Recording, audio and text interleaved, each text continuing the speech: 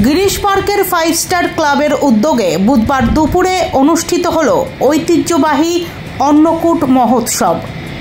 উৎসবের আনুষ্ঠানিক উদ্বোধন করেন রাজ্যের মন্ত্রী চন্দ্রিমা ভট্টাচার্য। উপস্থিত ছিলেন স্থানীয় বিশিষ্ট ব্যক্তিত্ব, ক্লাবের সদস্যবৃন্দ ও এলাকাবাসীরা। এই অন্নকূট উৎসব উপলক্ষে ক্লাব প্রাঙ্গণ সেজে উঠেছিল আলোকসজ্জা ও ফুলের মালায়।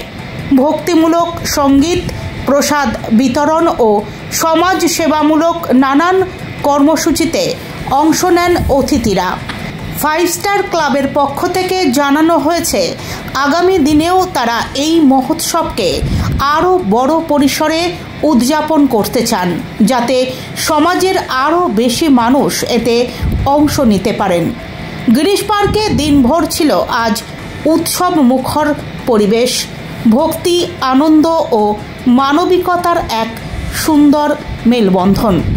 আজ দুপুর 3টে নাগাদ সেই চিত্রই তুলে ধরা হলো আপনাদের সামনে।